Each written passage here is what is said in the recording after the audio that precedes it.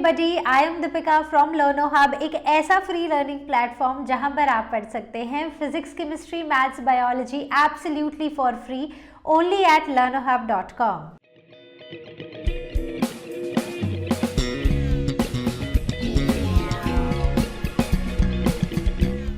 तो बच्चों, आज हम शुरू करने वाले हैं क्लास 12 बायोलॉजी का नेक्स्ट PYQ जो कि है 2019। तो 2019 में हमारे पास काफ़ी सारे सेट थे, तो आज हम डिस्कस करेंगे अपना set 1।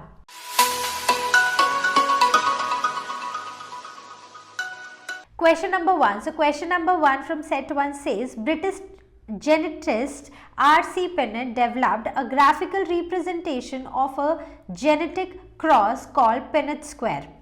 Mention the possible results this representation predicts of the genetic cross carried. तो Pinnett square जो है वो हमें कैसे results देता है, तो हमें उसके बारे में बताना है। तो अगर आपको याद हो तो हम इसमें क्या करते थे, हम इसमें एक स्क्वायर बनाते थे और साइड में हम लिखते थे, हम एक मोनोहाइब्रिड क्रॉस का एग्जाम्पल लेते हैं। तो जहाँ पर हमारे पास एक होमोजाइगस टॉल प्लांट था, है ना, एक था होमोजाइगस ड्वार्फ प्लांट। सो दोनों से हमारे पास हमने गैमीट्स लिखे। फिर जो हमारी फर्स्ट जनरेशन आई उसमें हमने देखा कि हमारे पास सारे के सारे जो प्लांट्स हैं वो capital T small t genotype के थे। तो ये तो थी हमारी F1 जनरेशन। अब F2 के लिए हमने क्या किया, F2 के जनरेशन के लिए हमने क्या किया कि F1 जनरेशन की सेल्फिंग की। तो हम एक पिनेट स्क्वायर बनाते हैं, साइड पर हम लिखते हैं जो भी हमारे पॉसिबल गैमीट्स हो सकते हैं, और अब हम इनको क्रॉस कराते हैं। अब हम यहाँ पर लिखते हैं कि क्या पॉसिबल जीनोटाइप्स हमारे पास आ सकते हैं। तो ये क्या रहेंगे, capital T small capital T capital T capital T small t capital T small t and small t small t। तो इससे हमें पता चलेगा कि एक मोनोहाइब्रिड क्रॉस में F2 जनरेशन में हमारे पास पॉसिबल जीनोटाइप्स क्या रहने वाले हैं। So it is basically a graphical representation to calculate the probability of all the possible genotypes of offspring in a genetic cross. So this is the answer to question number 1। तो basically ये 1 mark का था और इसमें आपको pinnate square कैसे हमें results देता है, कैसे हमें पॉसिबिलिटी बताता है, पॉसिबल रिजल्ट्स को कैसे रिप्रेजेंट करता है, हमें ये बताना था। Question number 2 from set 1. So the question says that state the 2 principal outcomes of experiments conducted by Louis Pasteur on the origin of life. तो लुइस पास्चर ने ओरिजिन ऑफ लाइफ के ऊपर जो एक्सपेरिमेंट्स किए थे उसकी 2 प्रिंसिपल आउटकम्स क्या थी। तो सबसे पहली चीज़ कि लुइस पास्चर ने ही हमें ये बताया था उनके एक्सपेरिमेंट्स के थ्रू कि जो लाइफ है ना वो प्री एग्जिस्टिंग लाइफ से आई है, ऐसे स्पॉन्टेनियसली कहीं से ओरिजिनेट नहीं हुई है, बट जो एक लाइफ है वो ऑलरेडी एग्जिस्टिंग लाइफ से ही ओरिजिनेट होती है। तो जब उन्होंने एक्सपेरिमेंट किया तो उन्होंने एक S शेप्ड फ्लास्क लिया, ठीक है, कुछ ऐसा था। तो इस पर्टिकुलर फ्लास्क में उन्होंने डाला मीट ब्रॉथ, ठीक है। तो जब मीट ब्रॉथ डाला, इसको अच्छे से हीट भी प्रोवाइड की, राइट। तो अब यहाँ पर क्या हुआ कि यहाँ पर ना, क्योंकि ये जो नेक थी ना वो कुछ ऐसी थी हमारे फ्लास्क की, तो यहाँ से किसी भी पार्टिकल का एंटर होना या एयर का एंटर होना पॉसिबल नहीं था। तो वहाँ पर देखा कि एक जो प्री स्टरलाइज्ड फ्लास्क थी ना, वहाँ पर किसी भी तरह की लाइफ ओरिजिनेट नहीं हुई हमारे किल्ड ईस्ट से या किल्ड मीट ब्रॉथ से, ठीक है। दूसरा, जब उन्होंने इस नेक को यहाँ से हटा दिया तो अब इजीली यहाँ पर ऑर्गेनिजम्स एंटर हो पा रहे थे, इजीली एयर भी मूव कर पा रही थी इनटू द ब्रॉथ। तो वहाँ पर उन्होंने देखा कि जो नए ऑर्गेनिजम्स हैं वो अराइज होना शुरू हुए फ्रॉम दिस किल्ड ईस्ट। तो यहाँ पर उनको कुछ वाइट कलर के ऑर्गेनिजम्स, मतलब वाइट कलर की एक लेयर ओरिजिनेट होती दिखाई दी जो कि एक्चुअल में थे माइक्रो ऑर्गेनिजम्स। तो this showed that life originated from pre existing life. So the question number 3 states that name the layer of the atmosphere which is associated with good ozone, right? So this question is from environmental issues which is not in our syllabus for the year 2023. तो इस question को हम यहाँ पर discuss नहीं करेंगे। तो जितने भी क्वेश्चंस हमारे इस साल के बोर्ड में विच मीन्स CBSE 2023 के बोर्ड्स में नहीं आने वाले हैं टॉपिक्स, उनके क्वेश्चंस को हम डिस्कस नहीं करेंगे। तो इसके और पार्ट में क्वेश्चन पूछा गया था and the question was mention the term used to describe a population interaction between an orchid growing on a forest tree. तो इस तरह की इंटरैक्शन को हम क्या बोलते हैं? ये एक ऐसी इंटरैक्शन है जिसे हम कमेंसलिज्म बोलते हैं, जिसमें कि एक स्पीशीज़ को तो बेनिफिट हो रहा है और जो दूसरी स्पीशीज़ है उसको कोई भी अफेक्ट नहीं हो रहा है। मतलब ये प्लस ज़ीरो टाइप की इंटरैक्शन है, ठीक है। तो इसमें ऑर्किड प्लांट को तो बहुत ही बेनिफिट्स हो रहे हैं, वहीं पर ट्री को इससे कोई अफेक्ट नहीं हो रहा है। The tree is unaffected. So this type of interaction is commensalism. Question number 4. So question number 4 says that what are flocks formed during the secondary treatment of sewage? तो ये जो secondary treatment में हम flocks पढ़ते हैं, तो ये flocks होते क्या हैं? So these are basically the masses of bacteria embedded in fungal filaments. तो ये कुछ bacterial masses होते हैं जो कि fungal filaments में embedded होते हैं to form mesh like structure. और ये क्या बनाते हैं? ये एक ऐसे मैश लाइक स्ट्रक्चर बना देते हैं ऑन द टॉप, राइट। तो नीचे होता है वेस्ट वाटर, ऊपर ये एक मैश लाइक स्ट्रक्चर बना देते हैं और इस फ्लॉक में होते हैं कुछ बैक्टीरिया और कुछ fungal filaments. So floc consumes organic matter from waste water and reduces BOD of water. तो ये जो फ्लॉक्स होते हैं ना, ये ऑर्गेनिक मैटर को कंज्यूम करते हैं हमारे वेस्ट वाटर से और जो पानी की बायोलॉजिकल ऑक्सीजन की डिमांड होती है उसको कर देते हैं कम।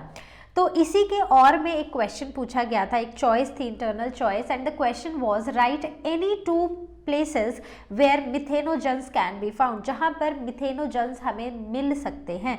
तो ऐसे कौन से एरियाज होते हैं? एक तो मार्शी एरियाज, दूसरे होते हैं डीप लेयर्स ऑफ सेडिमेंट्स। तो इन दो जगहों पर, इसके सिवा भी बहुत सारे एग्जाम्पल्स हैं जहाँ पर हमें मिथेनोजन्स मिल सकते हैं। तो मैं दो पूछे थे तो मैंने ये दो लिखे हैं, आप कोई और भी लिख सकते हैं। Question number 5. So question number 5 says that at what stage does meiosis occur in an organism exhibiting haploidic life cycle and mention the fate of the products thus formed. तो ये जो meiosis है ना, meiosis को हम और क्या बोलते हैं? We call it as a reductional division, ठीक है।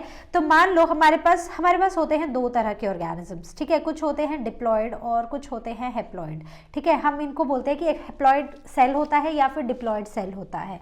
तो डिप्लॉयड में हमारे पास ना कंप्लीट सेट ऑफ क्रोमोसोम्स होते हैं, तो इसको हम रिप्रेजेंट करते हैं 2n से, और वहीं पर हेप्लॉयड में half the number of chromosomes होते हैं, तो इसको हम रिप्रेजेंट करते हैं स्मॉल n से, ठीक है। तो जब भी मेयोसिस होती है, जब भी एक डिप्लॉयड सेल के अंदर मेयोसिस होती है, तो इससे हमें एक हेप्लॉयड सेल मिलता है, ठीक है। मतलब जो क्रोमोसोम नंबर है ना, वो हो जाता है हाफ। क्लियर? तो अब हमें बोला है कि किस हेप्लॉयडिक लाइफ साइकिल में किस स्टेज पर हमें मेयोसिस देखने को मिलती है। तो ये हमें देखने को मिलती है एक डिप्लॉयड स्टेज पे, that is post zygotic stage पे। तो यहाँ पर क्या होता है कि सेक्सुअल रिप्रोडक्शन होती है, ठीक है। सेक्सुअल रिप्रोडक्शन होती है, तो यहाँ पर होते हैं दो हेप्लॉयड गैमीट्स, ठीक है। तो ये जो हेप्लॉयड गैमीट्स होते हैं, ये क्या करते हैं? ये मिलकर हमें बना देते हैं एक डिप्लॉयड ऑर्गेनिज्म। और what are the fates of the products formed? तो जब मेयोसिस होती है, मेयोसिस के बाद जब फर्टिलाइजेशन होती है, तो हमारे पास मेयोसिस के एंड में तो हमारे पास हेप्लॉयड सेल्स बनते हैं, और ये जो हेप्लॉयड सेल्स होते हैं, इन्हीं से हमारे न्यू ऑर्गेनिजम्स बनते हैं। So this is the answer to this particular question. Now the question number 6. So question number 6 says that you are conducting artificial hybridization on papaya and potato. तो आप एक एक्सपेरिमेंट कर रहे हो, आर्टिफिशियल हाइब्रिडाइजेशन करा रहे हो पपाया पे और पोटैटो पे। So which one of them would require the step of emasculation and why? तो emasculation क्या था? E means removal और masculine मतलब कि मेल जो रिप्रोडक्टिव पार्ट है उसका रिमूवल, ठीक है। तो इसके लिए हमें सबसे पहले ये फाइंड आउट करना होगा कि इन दोनों में से एक बाइसेक्सुअल फ्लावर कौन सा है, मतलब एक ऐसा फ्लावर जिसमें मेल और फीमेल दोनों सेक्स ऑर्गन्स हैं। तो अगर हम देखें तो पोटैटो जो है ना, पोटैटो बियर सेक्सुअल फ्लावर्स, ठीक है, बाइसेक्सुअल फ्लावर्स बेसिकली। तो इस केस में हमें पोटैटो की इमैस्कुलेशन करनी पड़ेगी क्योंकि इसके पास बाइसेक्सुअल फ्लावर्स हैं, ताकि अगर हम उसमें से मेल पार्ट को रिमूव कर देते हैं, जो फ्लावर है फ्लावर में से मेल पार्ट को रिमूव कर देते हैं, तो यहाँ पर सेल्फ पॉलिनेशन के चांसेस खत्म हो जाएंगे, राइट। तो हम किस में करेंगे, हम करेंगे पोटैटो में। क्यों? क्योंकि पोटैटो जो है वो उसमें बाइसेक्सुअल फ्लावर्स होते हैं, तो उसी से हम मेल पार्ट को रिमूव कर सकते हैं। However, for both you will see the process of bagging justify one reason। तो देखो इमैस्कुलेशन हमने सिर्फ एक में की, लेकिन बैगिंग हम दोनों में कर रहे हैं। क्यों? इमैस्कुलेशन हमें समझ आ गया क्या होता है, बैगिंग क्या होता है। बैगिंग होता है कि अब हमारे पास मान लो ये फ्लावर बचा है, अब इस फ्लावर में ना जो मेल पार्ट थे, जो एंथर थे, इन सबको हमने रिमूव कर दिया, लेकिन यहाँ पर जो हमारे पास एक ओवरी थी ना वो बच गई। अब चाहे यूनिसेक्सुअल फ्लावर है चाहे बाइसेक्सुअल फ्लावर है, जब हम आर्टिफिशियल हाइब्रिडाइजेशन कर रहे हैं तो हम क्या चाहेंगे कि जो पॉलन ग्रेन्स हम डस्ट करना चाहते हैं उस पर्टिकुलर फीमेल गेमेटोफाइट पर सिर्फ वही हम डस्ट करें।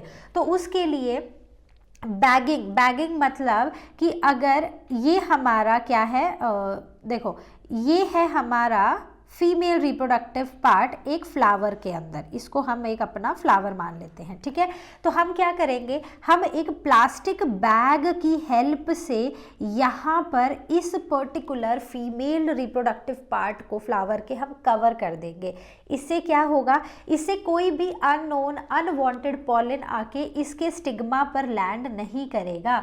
तो उससे जो पॉलन्स हम डालना चाहते हैं, जिस पॉलन से हम पॉलिनेशन कराना चाहते हैं, हम वो कर सकते हैं। So to prevent self pollination emasculation is needed. Bagging is a technique to protect a flower from pollination by unwanted pollens, right. तो इसीलिए बैगिंग दोनों में होगी, दोनों के फीमेल पार्ट को हमें कवर करना पड़ेगा ताकि पॉलन ग्रेन्स हम अपनी चॉइस के उसके ऊपर डस्ट कर सकें। Question number 7. Question number 7 says that how would the gene flow or genetic drift affect the population in which either of them happen to take place? तो जो population है, एक population में जीन फ्लो और genetic defect कैसे एक population को affect करते हैं। तो जीन फ्लो क्या होता है, it occurs due to immigration और इमिग्रेशन, मतलब या तो एक पॉपुलेशन है, पॉपुलेशन से एक सेट ऑफ इंडिविजुअल्स उठे और किसी दूसरी जगह पर चले गए, ठीक है, या फिर उस एक पर्टिकुलर पॉपुलेशन में कुछ लोग एक जगह से उठे और उस जगह पर आ गए। मतलब मान लो ये है हमारा एक एरिया जहां पर एक पॉपुलेशन रहती थी, अब यहाँ पर रहती थी ए पॉपुलेशन, ठीक है। अब यहाँ से ए पॉपुलेशन में थे ऑलमोस्ट 500 लोग, 500 में से 100 उठे और नई जगह पर चले गए, या फिर यहाँ से 100 लोग सी पॉपुलेशन के आए और यहाँ पर आके अब रहने लग गए, ठीक है। तो ये सारी चीज़ें अफेक्ट करती हैं एक पॉपुलेशन को। So gene flow is due to migration और immigration resulting in change of allele frequency. अब क्या होगा, ये सारे लोग यहाँ पर रहेंगे, अब यहाँ की जो अलील्स की फ्रीक्वेंसी है वो बदल जाएगी। So any population where gene flow happens actively does not follow Hardy Weinberg law. तो हार्डी-वेनबर्ग लॉ क्या था, p square plus q square plus 2pq is equal to 1। तो ये वाला जो प्रिंसिपल है ये कोई भी ऐसी पॉपुलेशन नहीं फॉलो करेगी जहाँ पर ये लोगों का आना जाना काफ़ी फ्रीक्वेंट एक्टिव है, तो वहाँ पर ये वाली इक्वेशन जो है वो फॉलो नहीं होती है। So this is gene flow. दूसरा है जेनेटिक डिफेक्ट। तो genetic genetic drift which is actually a sudden change in the frequency of all of alleles with in a gene pool of a population over a short period of time. तो यहाँ पर क्या हो रहा है कि एक पॉपुलेशन है, ठीक है, उस पॉपुलेशन में अलील्स की जो फ्रीक्वेंसी है वो बहुत ही सडनली, बहुत ही फ्रीक्वेंटली चेंज हो रही है एक छोटे से टाइम पीरियड में. So that is called as genetic drift. So a population facing genetic drift, एक ऐसी population जहाँ पर suddenly एक frequency जो है एक allele की वो change हुई है, तो ऐसी population भी हार्डी-वेनबर्ग लॉ को follow नहीं करेगी. क्वेश्चन नंबर 8, तो क्वेश्चन नंबर 8 पे आते हैं. Question number 8 says that differentiate between the roles of B and T lymphocytes in generating immune response. तो बी और टी लिम्फोसाइट्स में क्या फ़र्क है उनके इम्यून रिस्पॉन्स जनरेशन के हिसाब से. ठीक है, तो बी लिम्फोसाइट्स जो है अगर हम बात करें तो B for B cells, B for bone marrow. ठीक है, तो ये ओरिजिनेट भी बोन मैरो में होते हैं और ये मैच्योर भी बोन मैरो में होते हैं. वहीं पर अगर हम टी लिम्फोसाइट्स की बात करें तो वो ओरिजिनेट तो बोन मैरो में होते हैं लेकिन वो मैच्योर होते हैं थाइमस में. ठीक है, now the B cells they differentiate into plasma cells.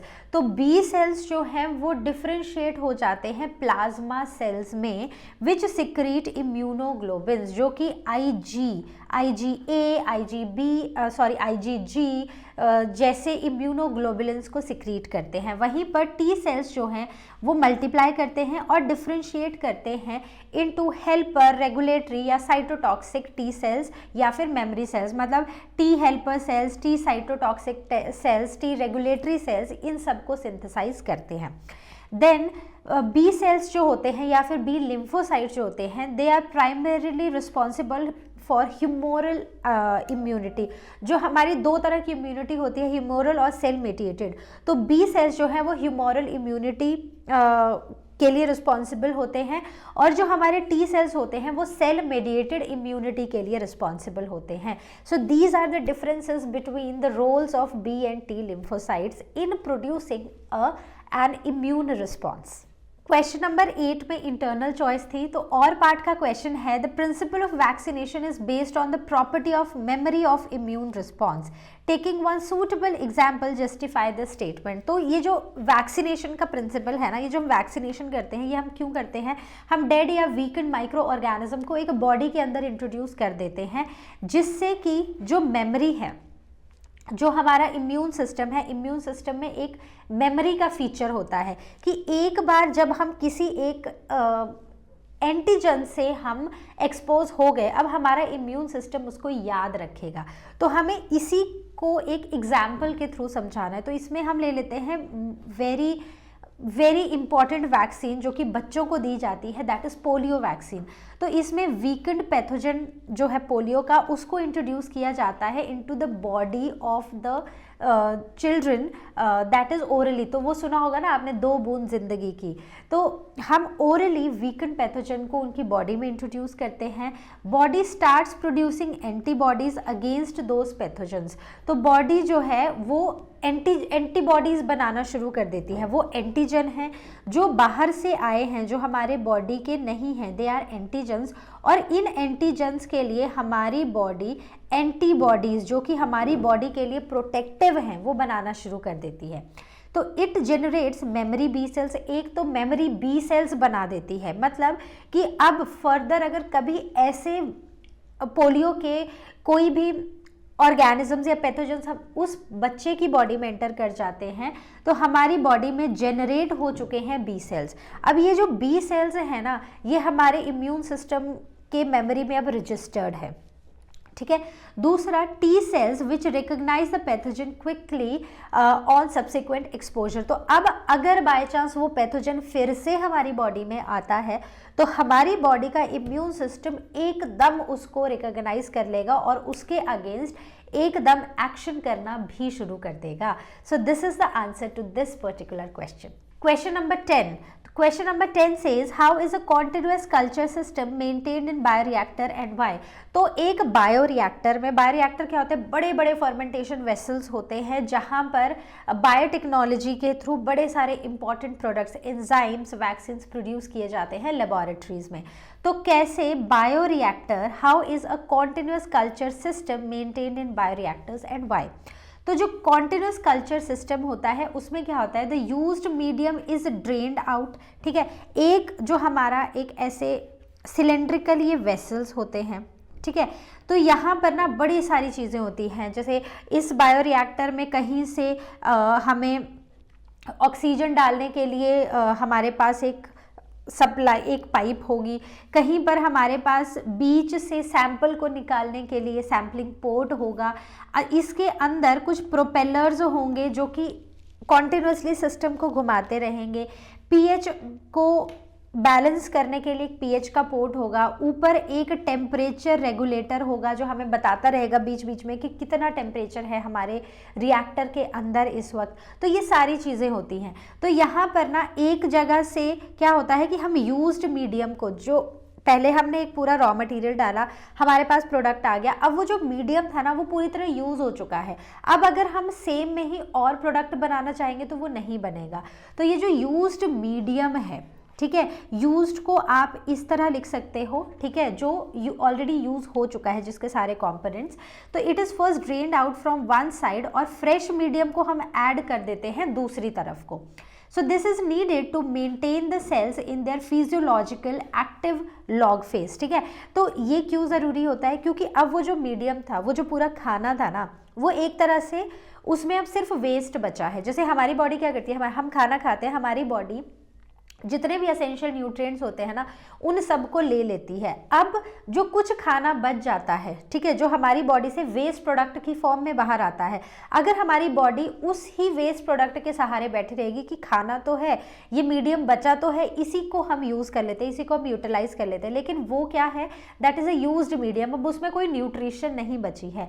तो अगर हमें अपने सेल्स को जिंदा रखना है तो हमें इस यूज्ड मीडियम को बाहर निकालना पड़ेगा और उनको टाइम टू टाइम हमें फ्रेश सप्लाई देते रहने पड़ेगी न्यूट्रिएंट्स की, correct. So the continuous culture method produces larger biomass and yield desired protein.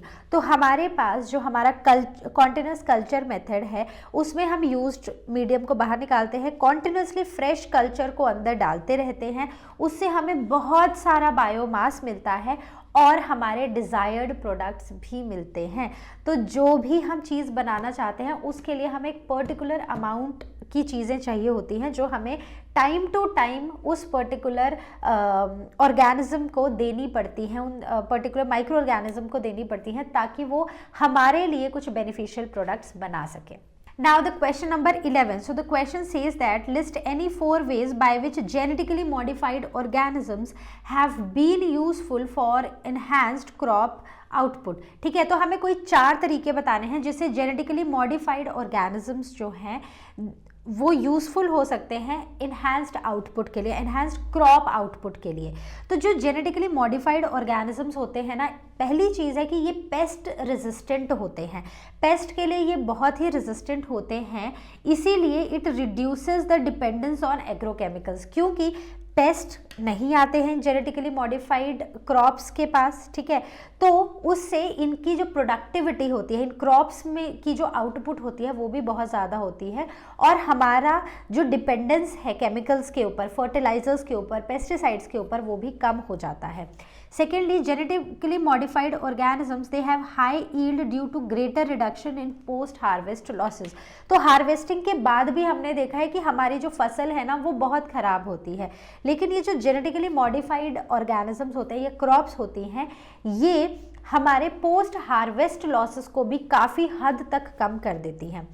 Third is genetically modified crops are more resistant to biotic stresses. तो अब कम पानी भी मिले, कम धूप भी मिले, कम न्यूट्रिएंट्स भी मिले, लेकिन फिर भी ये जो हमारी जीएम क्रॉप्स होती हैं ये ज़्यादा रेजिस्टेंट होती हैं इन सब स्ट्रेसेस के लिए और वो अच्छे से सर्वाइव कर जाती हैं। अगर किसी चीज़ की कमी भी हो तो भी वो खुद को सर्वाइव करा सकती हैं उन कंडीशंस के अंदर। Fourth is minerals are used with greater efficiency and hence prevent the early exhaustion of minerals. तो अब एक सॉइल है, सॉइल में एक लिमिटेड अमाउंट ऑफ मिनरल्स हैं, न्यूट्रिएंट्स हैं। अब हर एक क्रॉप जो ग्रो करेगी सबको वो मिनरल्स चाहिए, right.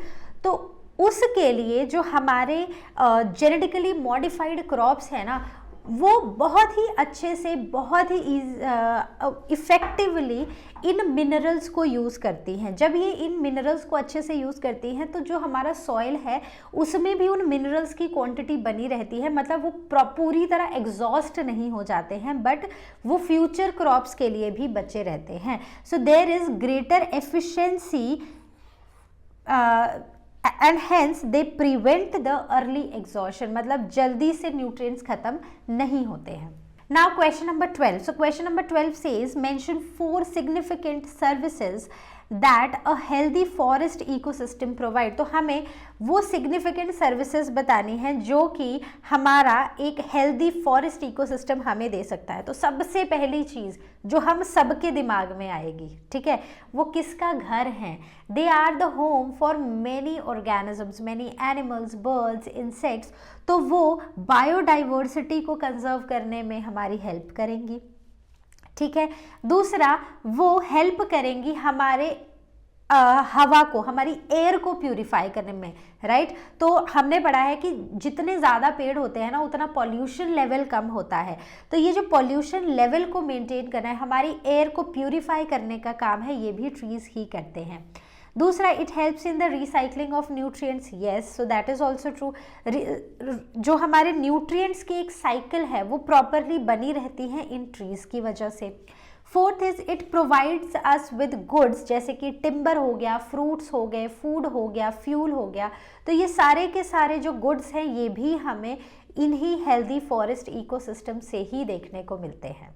Now the question number 12 or part. So the question says substantiate with the help of one example that in an ecosystem mutualists they tend to co-evolve. जो mutualist होते हैं वो एक दूसरे के साथ evolve करते हैं.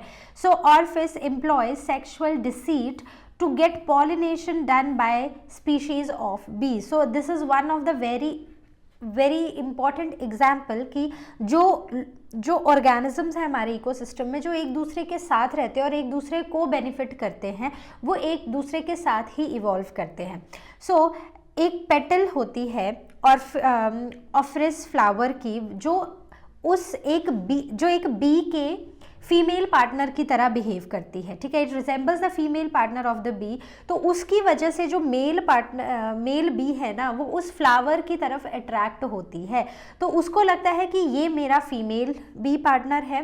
तो इसी तरह ये जो मेल बी पार्टनर है, जब ये आके उस फ्लावर की पेटल पे बैठता है तो अननोइंगली ये उस फ्लावर को पॉलिनेट कर जाता है। So if the female bee's colour pattern change due to any reason, तो अगर किसी भी रीज़न की वजह से, मान लो ये जो फ्लावर था ना इसका कलर पैटर्न बदल गया, ये इसमें किसी भी तरह के चेंजेस आ गए, तो इसका क्या इफेक्ट होगा? इसका डायरेक्ट इफेक्ट पड़ेगा पॉलिनेशन पे, क्योंकि अब वो फीमेल बी को रिजेंबल नहीं करेगा, तो मेल बी वहाँ पर कॉप्युलेट करने नहीं आएगी, तो हेंस ये जो पॉलिनेशन का प्रोसेस है ये खराब हो जाएगा, right. So to maintain the success of pollination, जो ऑर्किड फ्लावर है इट हैज़ टू को evolve to maintain the resemblance of its petal to the female bee, तो उसको उस फीमेल बी के तरह ही अपने पेटल को रखना पड़ता है ताकि मेल बी आए और वो अननोइंगली उस फ्लावर को पॉलिनेट करके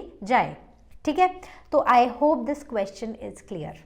now the question number 12 second part are also one of the major causes of biodiversity loss। तो मेजर कॉज जो है बायोडाइवर्सिटी लॉस का, वो भी ये म्यूचुअलिस्ट जो होते हैं, the mutualist are one of the major cause of biodiversity loss. तो ऐसा क्यों है? So when the species become extinct, मान लो ए स्पीशीज है, ठीक है, वो एक्सटिंक्ट हो गई, सो प्लांट और animal species associated with it in an obligatory way will also get extinct। अब मान लो A species है, ठीक है, और एक है B species, ठीक है, कोई भी एनिमल कोई भी प्लांट की मान लो, तो अगर मान लो A species जो है वो एक्सटिंक्ट हो जाती है, अब ये दोनों एक दूसरे के ऊपर बहुत ज़्यादा डिपेंडेंट है, मतलब कि एक दूसरे की एब्सेंस में ना इनमें से कोई भी नहीं जी सकता है, राइट। तो if A species get extinct, eventually B will also get extinct। So when a host fish species become extinct, its unique assemblage of parasites also meets the same fate. So which means जो इसके assemblage हैं, जो इसके parasites हैं, वो भी क्या हो जाएंगे, वो भी हो जाएंगे extinct, right? Now question number 13. So question number 13 says the pollen banks are playing a very important role in promoting plant breeding program the world over, right. So how the pollen grains are preserved in the bank. तो pollen banks एक बहुत important role play कर रहे हैं plant breeding programmes में all over the world. तो ये जो पॉलन्स है ना, ये कैसे प्रिजर्व किए जाते हैं पॉलन ग्रेन्स में, तो आपको ये एक्सप्लेन करना है. और दूसरा, how are such banks benefiting our farmers, right, any two ways. तो ये जो पॉलन बैंक्स हैं ये कैसे हमारे फार्मर्स को भी बेनिफिट कर रहे हैं, इसके ऊपर आपको 2 पॉइंट्स लिखने हैं. तो सबसे पहले फर्स्ट देखते हैं कि पॉलन ग्रेन्स को पॉलन बैंक्स में कैसे प्रिजर्व किया जाता है. तो पॉलन बैंक्स जो हैं वहां पर पॉलन ग्रेन्स को या पॉलन्स को स्टोर किया जाता है बहुत लंबे टाइम के लिए इन वायबल कंडीशन, मतलब लिविंग कंडीशन में हम उन पॉलन ग्रेन्स को स्टोर कर सकते हैं पॉलन बैंक्स में. So these are preserved in bank using technique जिसे हम बोलते हैं क्रायो प्रिजर्वेशन. तो क्रायो प्रिजर्वेशन पे लिक्विड नाइट्रोजन में -196 डिग्री सेल्सियस पर इन प्लांट्स को प्रिजर्व किया जाता है. और what are the advantages to the farmers. तो फार्मर्स को कैसे बेनिफिट करते हैं. पहली चीज, to preserve agricultural biodiversity. Agriculture की बायोडाइवर्सिटी को मेंटेन करने में ये हेल्प करते हैं, ठीक है. Then pollens can be used for various crop hybridization programs. तो बहुत सारे crop hybridization programs में भी हम अलग अलग pollens को अलग अलग फ्लावर के ऊपर डस्ट करा सकते हैं. हम जो रिजल्ट्स हम लेना चाहते हैं वो रिजल्ट्स हम ला सकते हैं, क्रॉप ब्रीडिंग करा सकते हैं. तो ये बेनिफिट्स होते हैं हमारे फार्मर्स के लिए इन पॉलन बैंक्स के. So question number 14 says that draw a label diagram to show interrelationship of our accessory ducts in a human male reproductive system. तो human male reproductive system है, यहाँ पर जो sperms हैं वो कैसे ट्रैवल करते हैं, ठीक है. क्योंकि डक्ट का काम क्या है ह्यूमन मेल रिप्रोडक्टिव सिस्टम में, स्पर्म्स को कैरी करना, स्पर्म को ट्रैवल करने में उनकी हेल्प करना. तो टेस्टीज में सबसे पहले मेल रिप्रोडक्टिव सिस्टम में टेस्टीज में बनते हैं स्पर्म.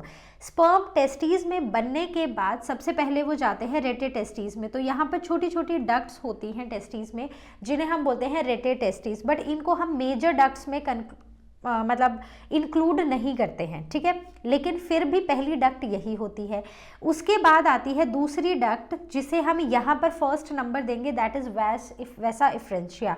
तो यहाँ से रेटी टेस्टीज से निकलती हैं वैसा इफ्रेंशिया जहाँ पर स्पर्म्स जाते हैं. उसके बाद ये जाते हैं हमारी सेकेंड डक्ट में जो कि है एपिडिडाइमिस. तो एपिडिडाइमिस ये वाला रीजन है, ये वही रीजन है जहाँ पर स्पर्म्स टेम्परेरीली स्टोर भी होते हैं फ्रॉम अबाउट 24 to 48 आवर्स, ठीक है. टेम्परेरीली यहाँ पर स्टोर भी होते हैं. इसके बाद स्पर्म्स जाते हैं इनटू द वास डिफरेंसर. तो ये लंबी वाली जो हमें डक्ट देखने को मिल रही है, सो दिस इज वास डिफरेंसर, ठीक है. और उसके बाद जो हमारा फोर्थ जिसे हम अपना डक्ट बोल सकते हैं ह्यूमन मेल रिप्रोडक्टिव सिस्टम में major accessory duct, so that is urethra. So this is the fourth duct. Clear. तो I hope this question is clear. तो इसी के और पार्ट में क्वेश्चन पूछा गया था which was draw a sectional view of human ovary showing the different stages of developing follicle, corpus luteum and ovulation. तो हमें एक ह्यूमन फीमेल की ओवरी बनानी है जिसमें हमें डेवलपिंग फॉलिकल्स बताने हैं, कॉर्पस लीटियम बताना है और ओव्यूलेशन बतानी है. तो बेसिकली डायग्राम ही बनाना है. तो हमें ओवरी का डायग्राम बनाना है. तो ओवरी के डायग्राम में आपको सबसे पहले यहाँ पर ब्लड वेसल्स दिखाई देंगी, ज़रूर मार्क कर दीजिएगा. उसके बाद हमें यहाँ पर एक प्राइमरी फॉलिकल दिखाई देगा जिसके बीच में हमें ओवम दिखाई दे रहा है. ये जो प्राइमरी फॉलिकल है ये और ग्रो होगा और ये बना देगा हमारा सेकेंडरी फॉलिकल. सेकेंडरी फॉलिकल के बाद यहाँ पर और डेवलपमेंट हमें देखने को मिलेगी जिसे हम टर्शरी फॉलिकल बोलते हैं. और यहाँ पर एक कैविटी होती है that is called as antrum, ठीक है। उसके बाद हमें ये जो टर्शरी फॉलिकल है ये थोड़ा और ग्रो करता हुआ नजर आता है, और अब हम इसे बोलते हैं ग्राफियन फॉलिकल। तो ग्राफियन फॉलिकल में क्या होता है कि जो ओवम है वो फुली मैच्योर होता है, और अब यहाँ पर ओवरी में इस ग्राफियन फॉलिकल से रिलीज हो जाता है हमारा ओवम। तो इस जगह, इस पॉइंट पर हम बोलते हैं इस प्रोसेस को दैट इज ओव्यूलेशन, ठीक है।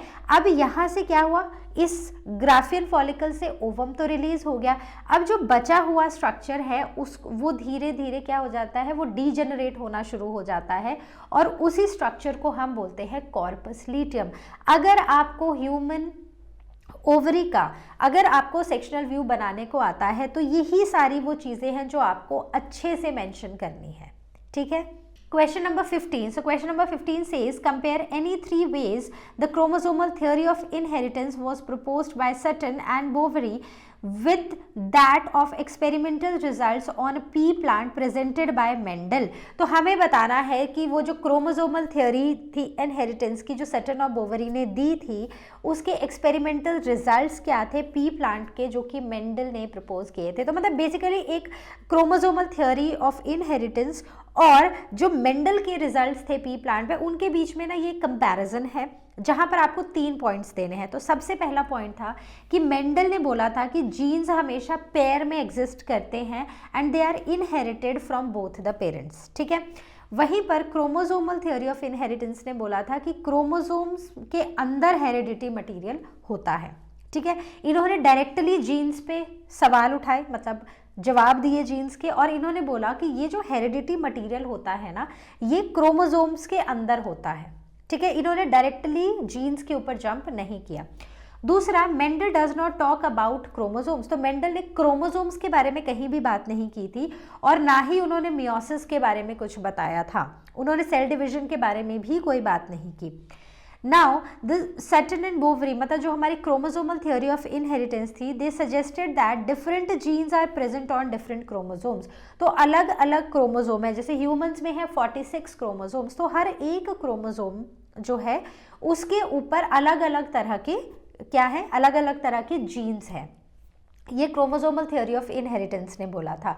Third point of difference is that कि जो क्रोमोसोमल थ्योरी ऑफ इनहेरिटेंस है, उन्होंने एक्सप्लेन किया था segregation and pairing of chromosomes. तो उन्होंने बताया कि कैसे क्रोमोसोम्स सेग्रीगेट होते हैं, कैसे क्रोमोसोम्स एक दूसरे से पेयर होते हैं। वहीं पर मेंडल ने इसके बारे में कहीं भी कोई एक्सप्लेनेशन नहीं दिया कि कैसे मियोसिस होती है, या कैसे सेग्रीगेशन होती है, या कैसे मियोसिस के दौरान ही जो क्रोमोसोम्स हैं वो एक दूसरे के साथ पेयर करते हैं और एक्सचेंज ऑफ जीन्स होता है, एक्सचेंज ऑफ कैरेक्टर्स होता है। Now question number 15 और part, explain linkage and recombination as put forth by T.H. Morgan based on his observations with Drosophila melanogaster crossing experiment। तो लिंकेज और रिकॉम्बिनेशन कैसे explain की थी मॉर्गन ने उनके एक्सपेरिमेंट्स में, ठीक है। तो उन्होंने क्या किया था, उन्होंने ड्रोसोफिला और लिया था, दैट इज फ्रूट फ्लाई।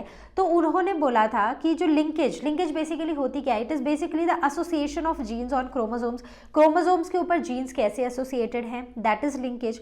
और रिकॉम्बिनेशन जो है, it is used to describe the generation of non parental gene combinations. तो कैसे पेरेंटल और नॉन पेरेंटल जो जीन कॉम्बिनेशंस हैं, कैसे वो बनते हैं रिकॉम्बिनेशन के दौरान, ठीक है। तो टी.एच. मॉर्गन और उनके कलीग्स ने जब फ्रूट फ्लाई के ऊपर एक्सपेरिमेंट्स किए, तो उन्होंने क्या किया, उन्होंने हाइब्रिडाइज किया एक yellow bodied white eyed female को, ठीक है, मतलब बॉडी येलो थी, आइज वाइट थी, उसको क्रॉस कराया एक दूसरे फ्रूट फ्लाई के साथ जिसकी बॉडी ब्राउन थी और उसकी आइज जो थी वो रेड थी। तो उन्होंने क्या ऑब्जर्व किया, उन्होंने ऑब्जर्व किया कि जो दोनों जीन्स हैं, जो बॉडी कलर का है और जो आई कलर का जीन है, वो सेग्रीगेट नहीं हुए independently. So two genes did not segregate independent of each other, ठीक है। और जो F2 जनरेशन थी, तो मेंडल ने क्या बोला था, मेंडल ने बोला था कि F2 जनरेशन में हमारे पास जो रेशो आती है दैट इज 9:3:3:1। लेकिन जो मॉर्गन थे, मॉर्गन का ये जो रेशो था ना, ये जो उनका रिजल्ट था totally deviated from this ratio. So this was the first observation कि एक तो दोनों जीन्स इंडिपेंडेंटली सेग्रीगेट नहीं हुए और दूसरा जो रेशो मेंडल ने बोली थी F2 की आएगी वो उनकी बिल्कुल भी नहीं आई. Now the second point says when two genes in a dihybrid cross were situated on the same chromosomes. अब हमारे पास दो जीन्स है एक डाईहाइब्रिड क्रॉस में, जब वो सिचुएट होते हैं सेम क्रोमोसोम के ऊपर, the portion of non-parental gene combination was much higher than non-parental type. अब ये है हमारे पास दो क्रोमोसोम्स, ठीक है.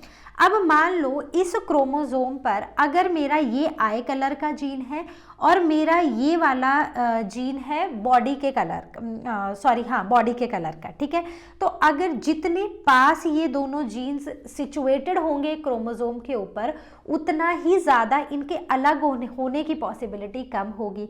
तो इसका मतलब है कि यहाँ पर लिंकेज मतलब जो फिजिकल एसोसिएशन है, जब वो पास है, जब वो नज़दीक है, तो वो एक दूसरे से अलग होते हुए हमें नहीं दिखाई देंगे. वहीं पर अगर ये दोनों जीन्स जो हैं वो दूर दूर हैं, मान लो एक जीन इधर है और एक जीन इधर है, तो इस केस में हमें recombinant organisms, non parental combinations ज़्यादा देखने को मिलेंगे. थर्ड बोला when genes were grouped on the same chromosomes, some genes showed low recombination and others showed higher recombination. अब एक ही क्रोमोसोम है, ठीक है, इसी क्रोमोसोम पे एक यहाँ पर जीन है और दूसरा यहाँ पर है. जब ये दूर दूर हैं तो इसमें हमें नॉन पेरेंटल कॉम्बिनेशन ज़्यादा देखने को मिले. मतलब यहाँ पर there was high recombination and there was less linkage, ठीक है. वहीं पर जब हमारे पास ये एक क्रोमोसोम है और दोनों जो जीन्स हैं वो बिल्कुल पास पास हैं, तो यहाँ पर क्या है, यहाँ पर इस केस में हमें पेरेंटल कॉम्बिनेशंस ज़्यादा देखने को मिले और जो रिकॉम्बिनेशन थी that was low recombination and the linkage was very high, ठीक है. तो मतलब अब मान लो कि एक कमरा है, कमरे में आप है और मैं हूँ, ठीक है.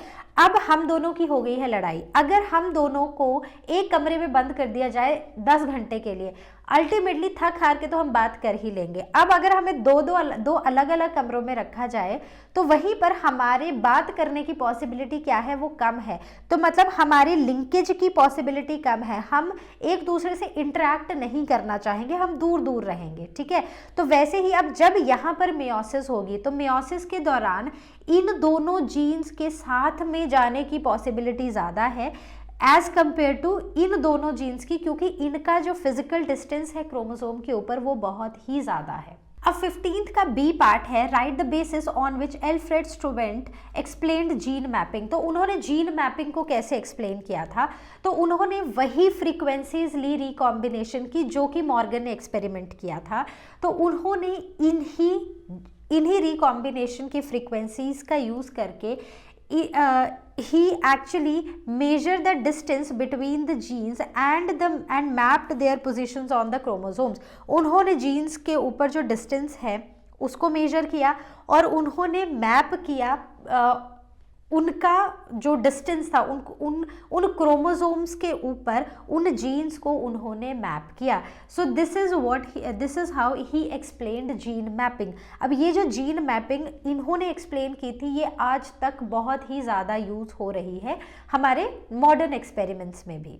Now the question number 16. So question number 16 says explain the mechanism of DNA replication with the help of a replication fork. तो बहुत इंपॉर्टेंट इस क्वेश्चन में ये है कि आप रेप्लिकेशन फोर्क बनाएं, ठीक है. तो रेप्लिकेशन फोर्क क्या होगा, बेसिकली ये हमारा डीएनए है, डबल स्ट्रैंडेड डीएनए. तो यहाँ पर हमें इस डीएनए की फोर्क बना के, मतलब कि यहाँ पर क्या होते हैं हाइड्रोजन बॉन्ड्स, जो बेसेस एक दूसरे के साथ हाइड्रोजन बॉन्ड से कनेक्टेड होते हैं. तो जब हम ये हाइड्रोजन बॉन्ड्स ब्रेक होते हैं और ऐसे रेप्लिकेशन फोर्क बनती है, हमें उस डायग्राम को लेकर हमें इस डीएनए रेप्लिकेशन के मैकेनिज्म को एक्सप्लेन करना है. तो जो डीएनए हमारा होता है, जो एक डबल स्ट्रैंडेड डीएनए होता है हमारा, ठीक है. तो एक स्ट्रैंड जो है वो होता है फ्रॉम 5 प्राइम टू 3 प्राइम और जो दूसरा स्ट्रैंड होता है उसकी पोलैरिटी डिफरेंट होती है, that is from 5 prime to 3 prime. ठीक है। तो अब ये जो डीएनए डिपेंडेंट डीएनए पॉलीमरेज है ना, इसका यूज किया जाता है और डीएनए को एज अ टेम्पलेट माना जाता है to catalyse the polymerization of the deoxy nucleotides, right. तो किसी भी तरह का एरर अगर आता है, मान लो यहाँ पर ए के साथ जी जाना था, ठीक है, सॉरी ए के साथ ज़्यादा है टी, और उसके बदले यहाँ पर ए की जगह जी चला गया, या फिर कोई एक जो हमारा पर्टिकुलर सीक्वेंस है, एक न्यूक्लियोटाइड है, वो डुप्लीकेट मतलब वो रेप्लिकेट ही नहीं हुआ, ठीक है। तो उस केस में यहाँ पर आते हैं डीएनए में एरर्स। यहाँ पर डीएनए जो है वो प्रॉपरली रेप्लिकेट नहीं होता है और इन्हीं एरर्स की वजह से हमें देखने को मिलते हैं variations, and over the period of time ये जो वेरिएशंस होते हैं इन्हीं से आती हैं म्यूटेशंस। तो सबसे पहले क्या होगा कि यहाँ पर जो हमारा डीएनए का स्ट्रैंड है, इसमें जो हाइड्रोजन बॉन्ड्स थे वो ब्रेक होंगे और हमें कुछ ऐसे रेप्लिकेशन फोर्क देखने को मिलेगा, ठीक है। So deoxyribonucleotides they also provide energy for polymerization of the reaction.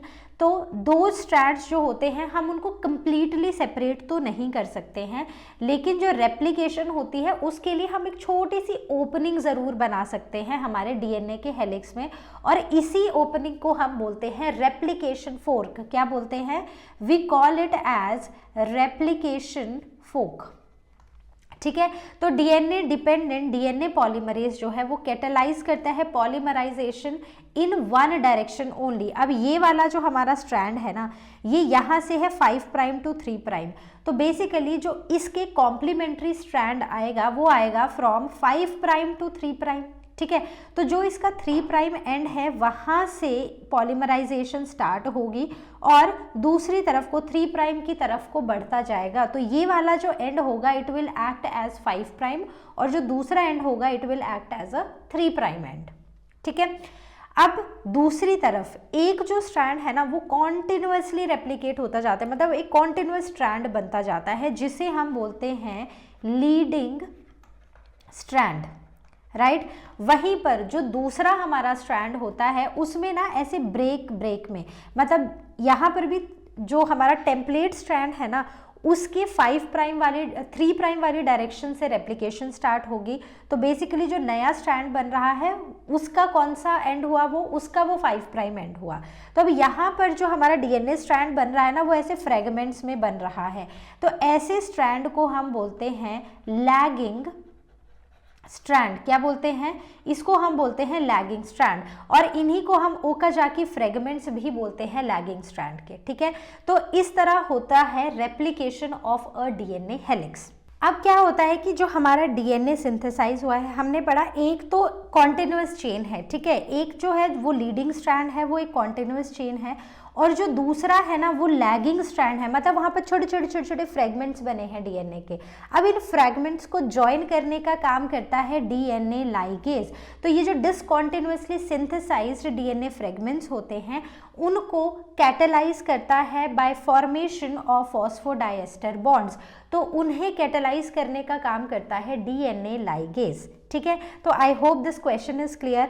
Also to add, जो डीएनए पॉलीमरेज होता है ना वो एक बहुत ही एफिशिएंट, बहुत ही फास्ट और बहुत ही हाई डिग्री एक्यूरेसी होती है, मतलब उसमें ना एरर के चांसेस अगर मैं बोलूँ तो 1 बिलियन में कोई एक बेस पेयर होगा जहाँ पर एरर के चांसेस होंगे, बाकी एरर के चांसेस बिल्कुल ही कम होते हैं, ठीक है। तो यहाँ पर क्या होता है, जो डीएनए लाइगेज होता है ना वो इन छोटे छोटे फ्रेगमेंट्स को क्या करता है, जॉइन करने का काम करता है, और डीएनए पॉलीमरेज क्या करता है, ये स्ट्रैंड को सिंथेसाइज करने का काम करता है और इसकी एफिशिएंसी बहुत ही ज़्यादा हाई होती है। Now the question number 16 says that construct and label a transcription unit from which a RNA segment given below has been transcribed। तो हमें वो ट्रांसक्रिप्शन यूनिट बताना है जहाँ से ये RNA सेगमेंट जो है ये ट्रांसक्राइब हुआ है, ठीक है। तो ये हमें RNA मॉलिक्यूल बोल तो रहा है, लेकिन इसमें एक सबसे मेजर मिस्टेक ये है कि RNA में थायमिन होता ही नहीं है, RNA में थायमिन की जगह होता है यूरेसिल। तो जहाँ जहाँ पर T है वहाँ वहाँ आप लिख लेंगे U, ठीक है। तो ये किस ट्रांसक्रिप्शन यूनिट से आया है, तो वो बहुत ही सिंपल है, यहाँ पर लिखो 3 प्राइम और इसके ऑपोजिट में इनके कॉम्प्लीमेंट्री जो बेसिस हैं हम उनके नाम लिखते जाएंगे, ठीक है। तो U जो आएगा वो एडेनिन से आएगा, GC, राइट।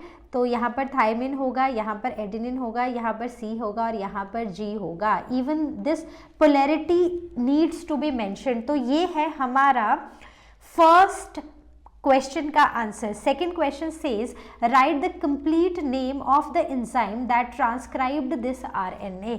उस एंजाइम का पूरा नाम लिखना है जिससे हमें ये RNA मिला है। तो जो फॉर्मेशन है ना RNA की, जो हमारा मैसेंजर RNA बनता है DNA से, उस प्रोसेस को हम ट्रांसक्रिप्शन बोलते हैं। और यहाँ पर जो टेम्पलेट स्ट्रैंड है जिससे बेसिकली RNA बन रहा है उसको हम सेंस स्ट्रैंड बोलते हैं।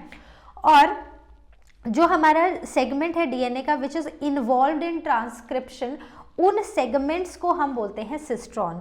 So it has a promoter region, ठीक है। उस पर्टिकुलर एक सिस्ट्रॉन में हमारे पास एक प्रोमोटर रीजन होता है जहाँ से इनिशिएशन होती है ट्रांसक्रिप्शन की। वहाँ पर एक टर्मिनेटर रीजन भी होता है जहाँ पर ट्रांसक्रिप्शन खत्म हो जाती है। So transcription is catalysed bye enzyme DNA dependent RNA polymerase. तो RNA को कौन बनाएगा? RNA को बनाएगा RNA पॉलीमरेज, लेकिन it is dependent on what? The formation of RNA is dependent on DNA. So that is DNA dependent RNA polymerase will catalyze the formation of RNA molecule from DNA. ठीक है, तो I hope this is clear. Now the next question is question number 17 and the question says list two differences between Homo erectus and Homo habilis. तो Homo erectus और Homo habilis में कोई दो differences बताओ। तो सबसे पहला जो difference है वो आता है ब्रेन की कैपेसिटी में। तो इनकी ब्रेन कैपेसिटी थी फ्रॉम 650 to 800 cc, राइट। और जो होमो हेबिलिस आए उनकी जो ब्रेन कैपेसिटी थी it was about 900 cc, that is 900 cubic centimetres.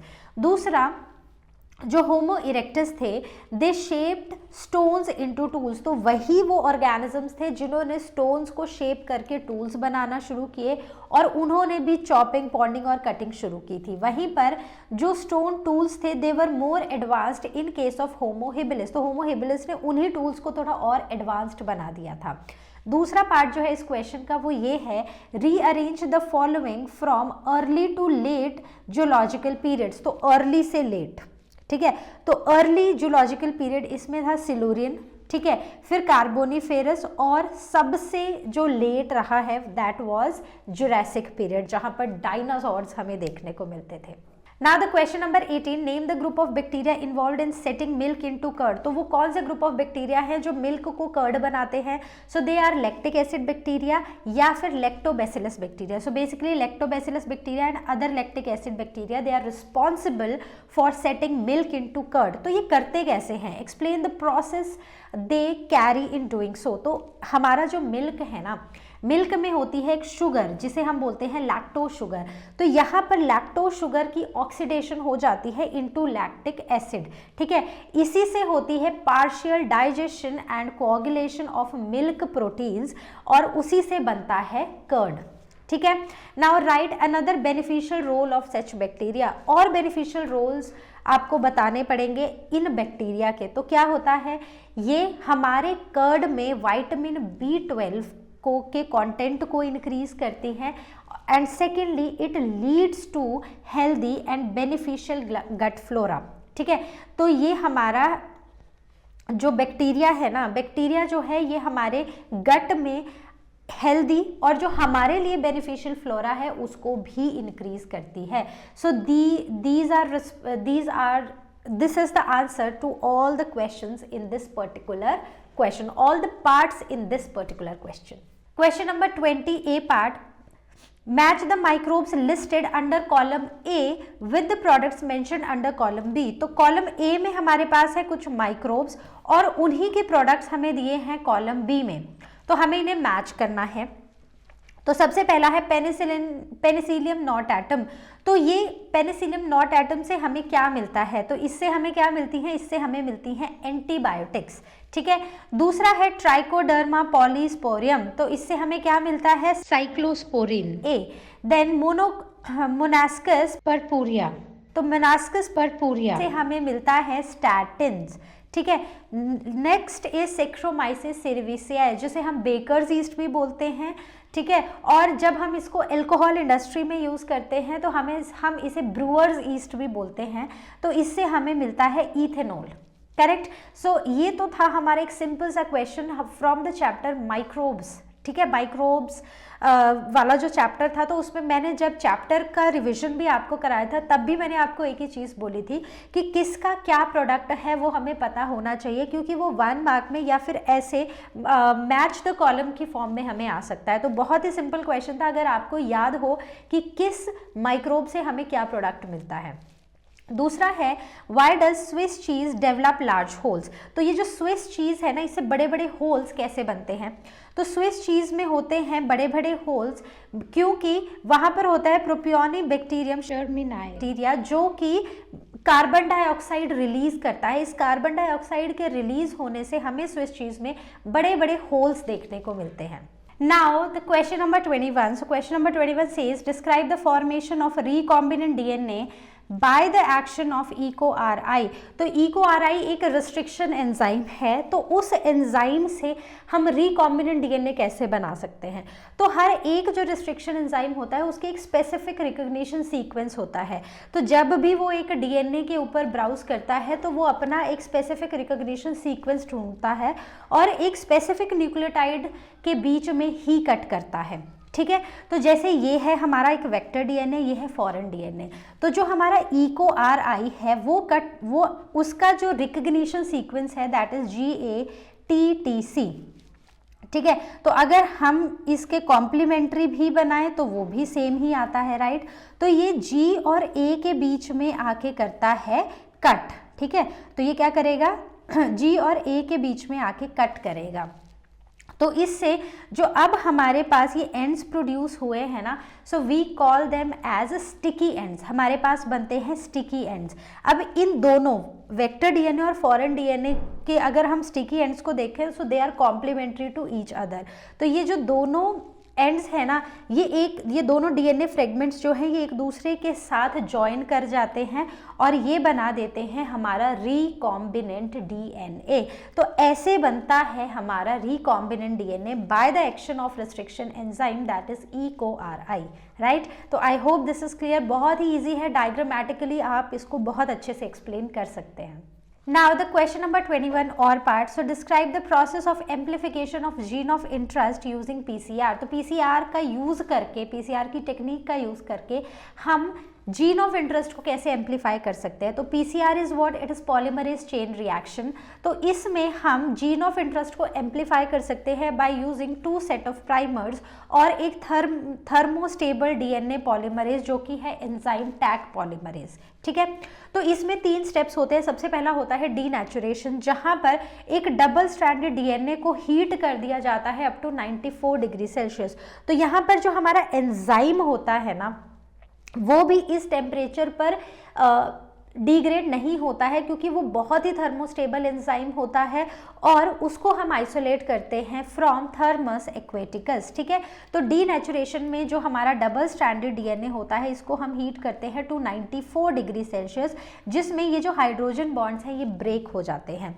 अब हम करते हैं दूसरा स्टेप हमारा अनीलिंग। अनीलिंग में हमारे जो प्राइमर्स होते हैं उनको, अब यहाँ पर ये क्या है, ये हमारे सिंगल डीएनए स्ट्रैंड्स बन चुके हैं। तो अब यहाँ पर हम प्राइमर्स को अनील कर देते हैं इन दोनों सिंगल स्ट्रैंडेड डीएनए के साथ, ठीक है। So there are 2 sets of primers which are use, 2 set of primers हैं जो हम यूज करते हैं। So the temperature in this particular step is 50 to 65 degree Celsius for few second, बहुत कम सेकेंड्स के लिए होता है। Now the DNA polymerase it extends primers in 5' to 3' direction. ये जो डीएनए का पॉलीमरेज होता है ना, डीएनए पॉलीमरेज होता है बेसिकली, ये अब एक्सटेंड करना शुरू कर देता है। मतलब ये जो प्राइमर होते हैं अब ये सिंथेसाइज करना शुरू कर देते हैं डीएनए को, ठीक है, from 5' to 3' direction. Now the third point is extension. So the Taq polymerase enzyme वो पॉलीमराइज करता है न्यूक्लियोटाइड चेन को using nucleotides provided in the medium at 72 degree Celsius. तो ये है हमारा डबल स्ट्रैंडेड डीएनए। इस डबल स्ट्रैंडेड डीएनए में ये है वो रीजन जिसे हमें एम्पलीफाई करना है, ठीक है। तो अब क्या करेंगे, हम पहले डीनेचुरेशन करेंगे। यहाँ पर 94 डिग्री सेल्सियस पे इस डबल स्ट्रैंडेड डीएनए को हीट करेंगे। हीट करने के बाद यहाँ पर प्राइमर्स को अनील करेंगे, ठीक है। मतलब जब सिंगल सिंगल डीएनए स्ट्रैंड्स आ गए हैं, अब सेकंड स्टेप है annealing, annealing with the primers. अब ये जो प्राइमर्स हैं ये 5 प्राइम से 3 प्राइम की डायरेक्शन में डीएनए को सिंथेसाइज करना शुरू कर देंगे और हमारा स्टेप अनीलिंग जो है वो स्टार्ट हो जाएगा। तो यहाँ पर 50 to 65 degree Celsius for few seconds हमारा टेम्परेचर रहेगा। उसके बाद एक्सटेंशन स्टेप आएगा जहां पर हम डीएनए पॉलीमरेज और डीऑक्सी न्यूक्लियोटाइड्स का यूज करके एट 72 डिग्री सेल्सियस हम जीन ऑफ इंटरेस्ट को एम्पलीफाई करेंगे। तो मतलब ऑलमोस्ट 30 साइकिल्स में ही हमें more than 1 billion times amplified gene of interest मिल जाएगा। तो जब भी आपको ये क्वेश्चन आए आप इसको डायग्राम के थ्रू ज़रूर एक्सप्लेन करें। So that is the best way to explain. And तीनों जो पॉइंट्स हैं उनको अलग अलग पॉइंट में लिखकर उनका टेम्परेचर बता के और उस पर्टिकुलर स्टेप में होता क्या है वो आप ज़रूर बताएं। तो आपको इस क्वेश्चन में फुल मार्क्स लेने से कोई नहीं रोक सकता है। Now question number 22. So the question number 22 says 2 children A and B aged 4 and 5 years respectively visited a hospital with similar genetic disorder. तो एक बच्चा था 4 साल का, एक है 5 साल का, दोनों एक हॉस्पिटल में गए और दोनों को सेम ही जेनेटिक डिसऑर्डर है, ठीक है। So girl a was provided with enzyme replacement therapy and was advise to revisit periodically for further treatment. तो जो गर्ल ए थी ना वो उसको एंजाइम रिप्लेसमेंट थेरेपी दी गई और उसको बोला गया कि आपको बार बार आना है, हॉस्पिटल आना है, ठीक है। दूसरा था बच्चा 5 साल का विच इज़ गर्ल बी, तो उसको एक थेरेपी दी गई जिसमें उसको ना बार बार रीविजिट करने की ज़रूरत नहीं थी। तो सबसे पहली बात, name the elements two girls were facing from. So दोनों को क्या बीमारी हो सकती है, कौन सा जेनेटिक डिसऑर्डर हो सकता है। तो दोनों को जो जेनेटिक डिसऑर्डर था that was SCID, that is severe combined immuno deficiency syndrome which was caused by the deficiency of ADA that is adenosine deaminase, ठीक है।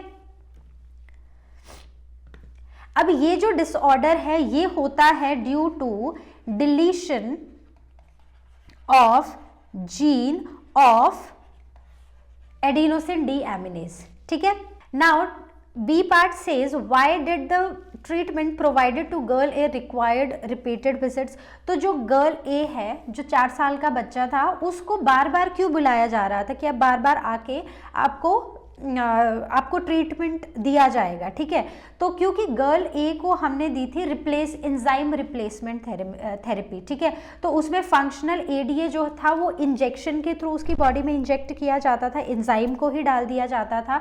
तो पेशेंट को ना पीरियोडिक इन्फ्यूजन चाहिए होता है उस पर्टिकुलर एंजाइम का, और जो रिप्लेसमेंट है ना as the approach is not completely curative.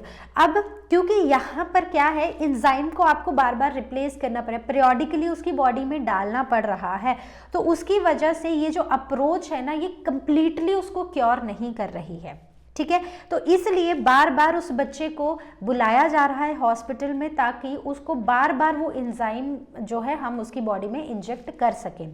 C part says how was the girl be cured permanently.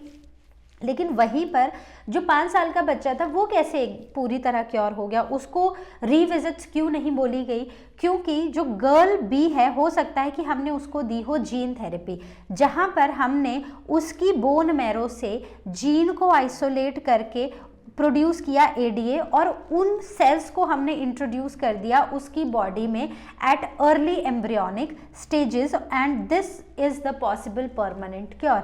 तो ये जो है जब हम जीन की थेरेपी कर रहे हैं, हम बोन मैरो से जीन को निकाल रहे हैं, आइसोलेट कर रहे हैं और उसको उस बच्चे की उन जो वो सेल्स जो ADA बनाते हैं उनको अब हमने उनके बॉडी में एम्ब्रियोनिक स्टेजेस में ही अगर हम डाल दें तो वो ही एक पॉसिबल क्योर हो सकता है। मतलब gene therapy is the possible permanent cure but not the enzyme therapy, ठीक है।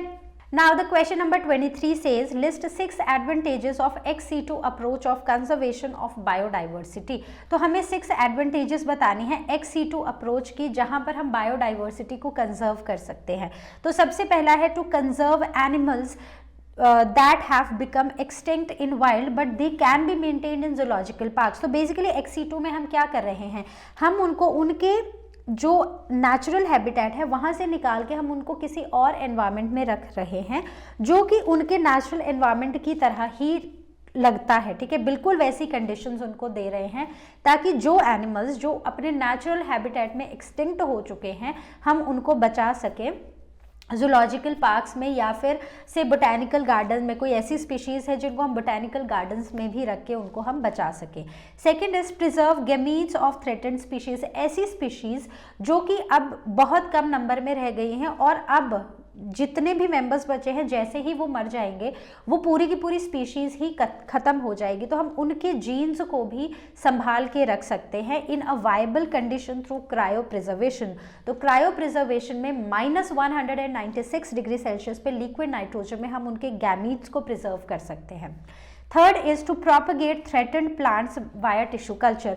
तो जो हमारे थ्रेटेंड प्लांट्स हैं, ऐसे प्लांट्स जो कि जिनकी स्पीशीज़ अब ख़त्म होने वाली हैं, तो हम उनको भी टिश्यू कल्चर के थ्रू हम उनको प्रोपगेट कर सकते हैं। Next is to conserve the seeds of commercially important plants in seed banks. तो ऐसे सीड्स को हम कंजर्व करें जो कि कमर्शियली इंपॉर्टेंट हैं, हमारे जो कमर्शियली बहुत इंपॉर्टेंट हैं उनके सीड्स को हम सीड बैंक्स में कंजर्व करके रख सकते हैं। Fifth is to save endangered and threatened plants and animals. तो जितने भी एंडेंजर्ड हैं, थ्रेटन्ड प्लांट्स हैं, एनिमल्स हैं, या फिर आप यहाँ पर रेयर भी प्लांट्स को लिख सकते हो या एनिमल्स को लिख सकते हो, तो हम उन सबको XC2 कंजर्वेशन, XC2 अप्रोच के थ्रू कंजर्व कर सकते हैं। Then the modern reproductive technology increases the chances of reproductive success. हम modern reproductive technologies का भी यूज़ कर सकते हैं जिससे कि हम reproductive success को बढ़ा सकते हैं उन animals में, जिससे वो ज़्यादा से ज़्यादा reproduce करें, ज़्यादा से ज़्यादा viable offsprings दें, और हम उन वो अगर रेयर हैं या वो endangered हैं या वो threatened हैं तो हम उनके नंबर को बढ़ा दें ताकि वो उस कैटेगरी से बाहर निकल जाए। I hope the question is clear. आप इसमें अपने और पॉइंट्स भी ऐड करके लिख सकते हैं। Now 25 question number 20। Now the question number 25, question number 25 A part says explain one application of each one of the following. तो हमें एक एक एप्लीकेशन बतानी है। सबसे पहले एमनियोसेंटेसिस। तो एमनियोसेंटेसिस एक ऐसी टेक्निक है जहां पर हम एक प्रेग्नेंट मदर के वूम से एमनियोटिक फ्लूइड को निकालते हैं और उस फ्लूइड को स्टडी करके हम उस फीटस के जो क्रोमोसोमल एबनॉर्मेलिटीज़ हैं उनको स्टडी कर सकते हैं। So sample is taken from the amniotic sac and its DNA is examined for any genetic abnormalities. दूसरा है लैक्टेशनल एमेनोरिया। तो it is the absence of menstruation up to 6 months, जब एक मदर अपने न्यू बॉर्न बेबी को heavily breast feed करती है तो उस टाइम पर ओवरी जो है, ओवरी से ओव्यूलेशन नहीं होती है, और इस पर्टिकुलर स्टेप को, इस पर्टिकुलर पीरियड, टाइम पीरियड को एक कॉन्ट्रासेप्टिव मेथड, एक कॉन्ट्रासेप्टिव मेथड की तरह भी देखा जाता है, which is up to 6 months following delivery. ठीक है, जब ओव्यूलेशन नहीं होती है, तो ओव्यूलेशन नहीं होगी तो फर्टिलाइजेशन नहीं होगी, तो it can be seen as a contraceptive method। दूसरा है gift. Gift is zygote intrafallopian transfer. ये एक ऐसा इन विट्रो फर्टिलाइजेशन टेक्निक है जहां पर पहले तो जो गैमीट्स हैं उनको फ्यूज़ किया जाता है इन द लेबोरेटरी, और उसके बाद जो अर्ली एम्ब्रायो है जिसके पास अप टू 8 ब्लास्टोमेयर्स होते हैं उनको इंट्रोड्यूस कर दिया जाता है इनटू द फेलोपियन ट्यूब, और फेलोपियन ट्यूब के बाद वो एक फर्टिलाइज्ड एग है। अब उसके बाद वो ट्रैवल करेगा इनटू द यूट्रस, वहाँ पर इम्प्लांटेशन होगी और अब फर्दर डेवलपमेंट होगी बेबी की इनसाइड द मदर्स वूम्ब। ठीक है, तो आई होप ये एप्लीकेशंस आपको क्लियर हुई होंगी। Question number 25 B part. तो ये जो क्वेश्चन है ये एक्चुअली आपको खुद करना है, मैं आपको आइडियाज़ दे देती हूँ। So prepare a poster for school programme depicting the objective of reproductive and child health care programme. तो इसमें आप एक तो लिख सकते हो ऑब्जेक्टिव। क्या ऑब्जेक्टिव है? To spread awareness, to spread awareness among people of reproductive health. ठीक है, तो हमें लोगों के बीच में रिप्रोडक्टिव हेल्थ की अवेयरनेस को फैलाना है। तो इसमें हम बहुत सारी चीज़ें बता सकते हैं कि how to take care of a pregnant female, ठीक है, और साथ ही साथ हमें उनको ये भी बताना है कि how to take care of a new mom and child, ठीक है। तो इसके लिए बहुत ज़रूरी है कि हम एक हेल्दी सोसाइटी बनाएं, ठीक है, जो कि रिप्रोडक्टिवली हेल्दी हो, रिप्रोडक्टिवली हेल्दी सोसाइटी बनाएं। और दूसरा, हम मेडिकल फैसिलिटीज़ को, किसको, मेडिकल फैसिलिटीज़ को क्या करें, इम्प्रूव करें, बेटर करें, ताकि हर किसी को एक अच्छी मेडिकल फैसिलिटी मिल सके और वो अच्छे से रह सकें और अच्छे से अपनी प्रॉब्लम्स डॉक्टर्स तक पहुंचा सकें, ठीक है। तो इन्हीं पॉइंट्स को आप एक पोस्टर की फॉर्म में बना के लिख सकते हैं। Now the question number 25 or part. So the question A part says explain any two ways by which apomictic seeds can develop. तो apomictic seeds होती क्या है, कुछ ऐसी सीड्स जो बिना फर्टिलाइजेशन के बनती हैं, ठीक है। तो हमें पता है कि जो हमारे सीड्स हैं वो क्या होते हैं, अगर हम फर्टिलाइजेशन की टर्म्स में बात करें, so they are fertilised ovule, ठीक है। वो क्या होते हैं, fertilised ovules are seeds, right.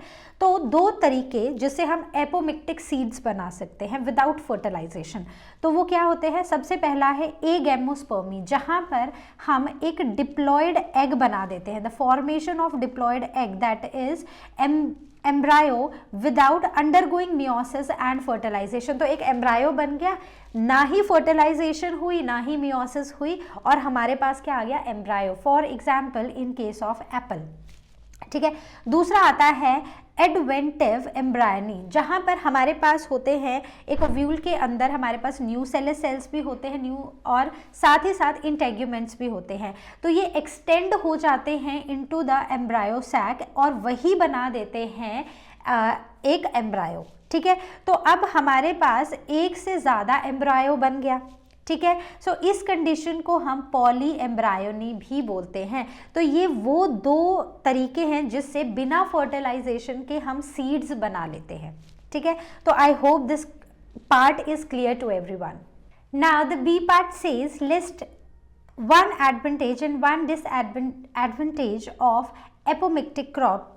तो एपोमिक्टिक क्रॉप की एक एडवांटेज और एक डिसएडवांटेज। तो एडवांटेज तो ये हुई कि जो सीड का परचेज है, ठीक है, बार बार सीड्स खरीदने पड़ते हैं अगर आपको क्रॉप्स उगानी है, तो वो जो कॉस्ट है सीड परचेज की वो कम हो जाती है। और वहीं पर डिसएडवांटेज ये है कि क्योंकि कहीं पर भी फर्टिलाइजेशन नहीं हो रही है, ठीक है, एग से ही डेवलप होता जा रहा है हमारे आगे से आगे क्रॉप्स, ठीक है। तो उस केस में जेनेटिक डाइवर्सिटी जो है वो बहुत ज़्यादा रिड्यूस हो जाती है। So this is the disadvantage of genetic diversity. C part says why do farmers find production of hybrid seeds costly. तो हाइब्रिड सीड्स की प्रोडक्शन फार्मर्स को कॉस्टली क्यों होती है। तो देखो, जब भी हम आर्टिफिशियल हाइब्रिडाइजेशन करते हैं तो हम कुछ स्टेप्स फॉलो करते हैं, है ना। सबसे पहले जैसे इमैस्कुलेशन है, बैगिंग है, ऐसी कुछ टेक्निक्स हैं। ये टेक्निक देखने में जितनी इजी लगती हैं या सिंपल लगती हैं उतनी होती नहीं है। तो यहाँ पर आर्टिफिशियल हाइब्रिडाइजेशन में जो स्टेप्स हैं they are not very simple, they are not very easy, और इसके लिए हमें इंटेंसिव लेबर चाहिए and it is also not economically feasible for all the farmers. So the hybrid seeds they cannot be used for the next season. तो hybrid seeds को हम next season में भी as such use नहीं कर सकते हैं. So these are the certain disadvantages or why the farmers find these hybrid seeds very costly. So I hope all the parts of this question is clear to you. Now the question number 26. Question number 26 says differentiate between incomplete and codominance and substantiate your answer with one example of each. तो incomplete dominance, जहां पर कोई भी अलील खुद को completely dominate नहीं करा पा रहा है, ठीक है।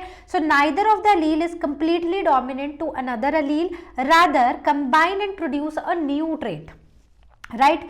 दूसरा है कोडोमिनेंस। तो कोडोमिनेंस की बात करें तो जो दोनों ही अलील्स हैं वो या दो से ज़्यादा कितने भी अलील्स हैं वो कैसे हैं, वो अपना इफेक्ट प्रोड्यूस कर रहे हैं। मतलब ऐसा नहीं है कि कोई डोमिनेंट है या कोई अलील है, दोनों इक्वली डोमिनेंट है। मतलब एक प्रेजेंट है तो उसका भी हमें पता चलेगा कि हाँ ये प्रेजेंट है, अगर दूसरा प्रेजेंट है तो उसका भी पता चलेगा कि वो वहां पर वो भी खुद को एक्सप्रेस कर रहा है। Both the alleles in heterozygotes are dominant and traits are equally expressed, right. Now incomplete dominance के केस में हमें हमेशा एक नया ही फिनोटाइप देखने को मिलता है। फॉर एग्जाम्पल हमारा मिराबेलस जाल्पा, एक प्लांट था जिसके पास रेड फ्लावर्स थे, एक था जिसके पास वाइट फ्लावर्स हैं, तो दोनों ने मिल के जो फ्लावर्स दिए वो थे पिंक कलर के, ठीक है। So new phenotype is formed due to character blending. Codominance के केस में no formation of new phenotype, rather both traits were express, जैसे कि ABO ब्लड ग्रुप। तो इसमें हमारे पास 3 तरह के अलील्स होते हैं, IA, IB और स्मॉल i, जिसमें से IA और IB कंप्लीटली डोमिनेंट होते हैं और रिसेसिव होता है I। तो जब भी IA और IB एक दूसरे के साथ प्रेजेंट होंगे तो ये AB ब्लड ग्रुप बनाएंगे। अगर IA स्मॉल i के साथ होगा तो यहाँ पर सिर्फ A ब्लड ग्रुप आएगा, अगर IB और I प्रेजेंट होंगे तो सिर्फ B आएगा। लेकिन अगर IA और IB दोनों प्रेजेंट होंगे तो ब्लड ग्रुप होगा AB। Now the question number 26 says write the contribution of the following scientists in deciphering the genetic code। सबसे पहले है George Gamow, then Hargobind Khorana, Marshall Nirenberg and Severo Ochoa. तो George गेमाओ ने बोला था कि अगर हमारे पास 20 अमाइनो एसिड्स हैं which are coded by 4 bases, then the code should be made up of 3 nucleotides. तो अगर 20 अमाइनो एसिड्स हैं और 4 बेसिस हैं तो इसका मतलब है कि एक कोड जो है वो 3 बेसिस का बना हुआ है। दूसरा हरगोबिंद खुराना, तो हरगोबिंद खुराना ने डेवलप किया था एक chemical method to synthesize RNA molecule with defined combination of bases, right. Then comes the Marshall Nirenberg. Marshall Nirenberg ने डेवलप किया एक cell free system for protein synthesis which help the code to be decipher. तो उन्होंने एक code को decipher करने के लिए एक सेल फ्री सिस्टम को बनाया था फॉर प्रोटीन सिंथेसिस। तो ये थे इन तीनों के कंट्रीब्यूशन। अब हम पढ़ेंगे सिवियरो ओक्वा का contribution in genetic code. Severo Ochoa discover किया था एक enzyme which helped in synthesis of RNA, एक ऐसा एंजाइम जिसने RNA को सिंथेसाइज करने में हमारी हेल्प की with defined sequences in template independent manner, ठीक है। तो वो RNA की सिंथेसिस एक एंजाइम डिस्कवर किया for RNA which helped in RNA synthesis. Now state the importance of genetic code in protein synthesis. तो जेनेटिक कोड की क्या इंपॉर्टेंस है प्रोटीन सिंथेसिस में? भाई बहुत इंपॉर्टेंट है, क्योंकि जेनेटिक कोड जो होता है वो 3 न्यूक्लियोटाइड से मिलकर बना होता है जो कि कोड करता है किसी एक अमाइनो एसिड को। Now the translation in order of the triplet codon on messenger RNA। अब किस ऑर्डर में हमारा जेनेटिक कोड है, मतलब अब mRNA के ऊपर कैसा है सिंथेसिस, जो सीक्वेंस है न्यूक्लियोटाइड का वो क्या है, उसी के ऊपर डिपेंड करेगा कि जो हमारा प्रोटीन बनेगा ना, प्रोटीन जो है उसमें अमाइनो एसिड्स का सीक्वेंस क्या होगा वो डिपेंड करता है RNA के ऊपर, मैसेंजर RNA के सीक्वेंस के ऊपर। Now question number 27, what is population according to you as a biology student? तो अब आप बायोलॉजी स्टूडेंट है, अब आप मुझे बताओ कि पॉपुलेशन क्या है। तो मेरे अकॉर्डिंग पॉपुलेशन एक वो ग्रुप ऑफ इंडिविजुअल्स हैं जो एक ही स्पीशीज के हैं और जो आपस में इंटरब्रीड कर सकते हैं by and share the genetic information. तो मेरे हिसाब से वो एक पॉपुलेशन हो गई। दूसरा बी पार्ट है the size of a population of any species is not static. कोई भी एक स्पीशीज है उसकी जो साइज है वो स्टैटिक नहीं है, ठीक है। Justify the statement with specific reference to fluctuations in a population density of a region in a given period of time. तो जो पॉपुलेशन है वो स्टैटिक नहीं है, तो हमें इस स्टेटमेंट को जस्टिफाई करना है कि जो फ्लक्चुएशंस आती है ना, स्पेसिफिक रेफरेंस बताना है to fluctuations in a population density in a region. तो सबसे पहला है natality, that is the birth rate. So number of births during a given period in a population that are added to the initial density. तो मतलब कि पहले थे 100 लोग, 10 लोग और पैदा हो गए, ठीक है। सो दिस मीन्स अब हो गए 110 लोग, right? So this is the number of births in a given period of time that are added to the given population density. So that is natality. natality एक population की density को affect करती है, fluctuate करती है. Now the second point over here is mortality, that means the death rate. So the number of individuals in a population during a given period of times, the number of deaths, sorry not individuals, the number of individuals dying in a given population at a given time, right? तो मान लो कि यहाँ पर थे 100 लोग, 100 में से 20 मर गए, so how many left? 80 were left, right? So this means जितने लोग पैदा होते हैं और जितने लोग मर जाते हैं वो भी हमारी पॉपुलेशन डेंसिटी को अफेक्ट करता है. Next is immigration. Immigration means the number of individuals of same species that have come into a habitat from elsewhere during a given period of time. अब ये हमारे पास एक एरिया था, यहाँ रहते थे 100 लोग, ठीक है, एक ये था और एक ये था, यहाँ पर थे 50 लोग और 50 में से 20 इधर आ गए, ठीक है. तो यहाँ से ये लोग क्या हुआ, ये लोग हो गए माइग्रेट. कहाँ को हो गए? दूसरी जगह पर. तो यहाँ पर 120 लोग हो गए और यहाँ पर रह गए 30. तो this is immigration for this particular point, for this particular area, and for this particular area this is immigration, that is number of people leaving that particular area. ठीक है, तो कितने लोग पैदा होते हैं, कितने लोग मरते हैं, कितने लोग एक जगह छोड़ के जाते हैं और कितने लोग उस जगह पर आते हैं, ये सारी चीज़ें अफेक्ट करती हैं हमारी पॉपुलेशन डेंसिटी को. तो अगर n है हमारी पॉपुलेशन डेंसिटी एक गिवन टाइम पर, then its density at time t+1 is, तो n t+1 is nt, that is density at that given time, plus birth rate plus immigration. मतलब कौन सी दो चीज़ें हैं जो पॉपुलेशन की डेंसिटी को बढ़ाएंगी? सोचो, जब पॉपुलेशन में नंबर ऑफ इंडिविजुअल्स ऐड होंगे, तो ऐड कब होंगे? जब लोग पैदा होंगे या लोग एक जगह छोड़ के उस नई जगह पर आएंगे.